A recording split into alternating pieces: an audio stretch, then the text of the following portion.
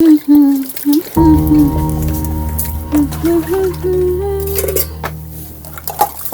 साथ जो हुआ है, मेरे को डर लगता है कि अगर आगे कोई अगर मेरी लाइफ में आया, वो उससे ज़्यादा ना करे। अब ना डर लगने लगा है कि अगर इतना हुआ है, अगर आगे इससे ज़्यादा कोई ख़राब मिल गया, तो इसलिए डर लगता है मुझे कि मैं अब अपनी लाइफ अकेले ही जीना चाहती हूँ और अपने भाई और मम्मा को सपोर्ट करना चाहती हूँ।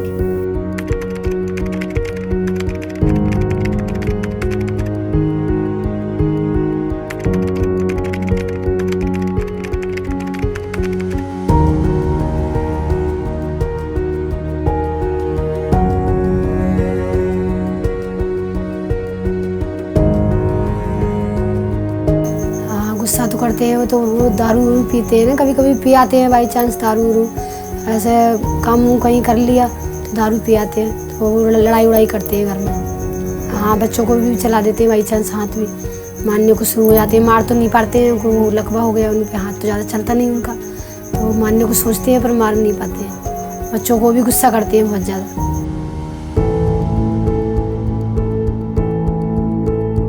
मेरी शादी 2020 में हुई थी और शादी के 3 महीने तक मैं अपने ससुराल में रही हूँ, पर उस बीच में भी बहुत कुछ हुआ है। जैसे शादी के बाद में 4 दिन बाद अपने घर पे आने वाली थी फेरा डालने के लिए, तो मेरे हस्बैंड ने मेरे को गर्म प्रेस लगा दी थी मेरे फेस पे। उसके बाद मैं प्रेग्नेंट हुई थी, 1.5 महीने की मेरे को प्रेगनेंसी थी। तो मेरे हस्बैंड ने मेरे साथ मतलब गलत किया है, मेरे को लात मारी मेरे पेट पे और मेरे पेट पे चढ़ के बैठ के मेरा गला दबाने लगे थे, तो उस वजह से एक मेरा मिसकैरेज हुआ था। जी देखिए, शादी के बाद मतलब इतनी जल्दी पति का ख़त्म हो जाना तो ये बहुत बड़ी चुनौती होती है।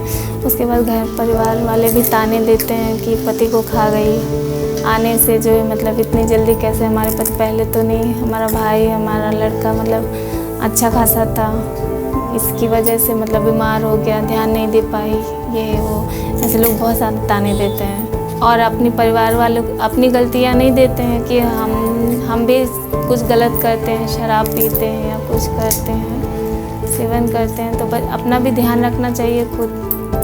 इसकी वजह से उनकी लापरवाही की वजह से थोड़ा हो गया। मंथली हमारे पास लगभग 15 से 16 जेंडर बेस्ड केसेस आते हैं, जो जेंडर बेस्ड वायलेंस के केसेस आते हैं, जिसमें मेनली हमारे पास डोमेस्टिक वायलेंस के केसेस आते हैं। उसके अलावा सेक्सुअल अब्यूज़ है, चाइल्ड सेक्सुअल अब्यूज़ है, और डोमेस्टिक वायलेंस में भी marital family as well as natal family, क्योंकि अभी धीरे धीरे रिकॉग्निशन बढ़ा है कि domestic violence from natal family भी एक कॉन्सेप्ट है जो एग्जिस्ट करता है। एक बड़ा चेंज जो कोविड के बाद देखने को मिल रहा है उसमें ये है कि सर्वाइवर की मेंटल हेल्थ बहुत ज़्यादा इम्पैक्ट हुई है। हम जब कोविड के पहले उनकी काउंसलिंग करते थे तो उनकी मेंटल हेल्थ पे बहुत ज़्यादा काम नहीं करना पड़ता था। मतलब बेसिक ये था कि वो वायलेंस रिकॉग्नाइज कर पाएँ और कोर्ट इंटरवेंशन में पार्टिसिपेट करें। अगर वो चाहती हैं लीगल इंटरवेंशन, तभी हम लीगल इंटरवेंशन की तरफ प्रोसीड करते हैं।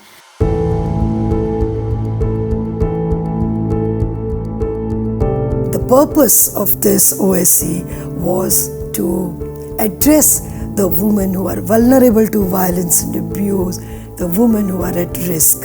But somehow COVID disrupted everything, and the OSC's functionaries, the people who are actually in the first contact with the woman survivor of violence and abuse, could not be trained. So this training is not only, training these women to be more into addressing the issues of violence against women, gender-based violence, but it's building their capacities to address these issues so that we can reduce the incident of GBV and and they can work with the spirit and ethos of OSC model, which is interdepartmental coordination, linkages with the schemes, with the government and so on. सेवा से जुड़ने के बाद मतलब हमने जो अपना tiffin का काम किया उसको तो हम आगे बढ़ाना चाहते हैं। जैसे हम 10 लोगों को करते हैं तो हम और जान पहचान बनाएंगे, जैसे 20 लोगों को देंगे, फिर उनसे आगे पहचान बनाएंगे, तो उससे मतलब आगे ही बढ़ना है, हमें पीछे नहीं हटना है। कई NGO में या कहीं भी बात कर लेंगे, किसी स्कूल में, यूनिवर्सिटी में, तो मतलब उससे हम बच्चों को टिफ़िन देते हैं या कहीं कारीगरों को टिफ़िन सेल करेंगे, तो उससे हमारी जो आमदनी होगी, पैसा होगा, तो उससे हम अपना खर्च पानी चला सकते हैं। और जो चिकन वगैरह का काम करते हैं तो ये भी हम घर पे रह के कर सकते हैं, इससे हमें कोई दिक्कत नहीं होगी। कोविड की पहली वेव आई, अचानक हुआ, किसी को पता नहीं था ये क्या है, और पढ़े लिखे लोग भी नहीं समझ पा रहे थे।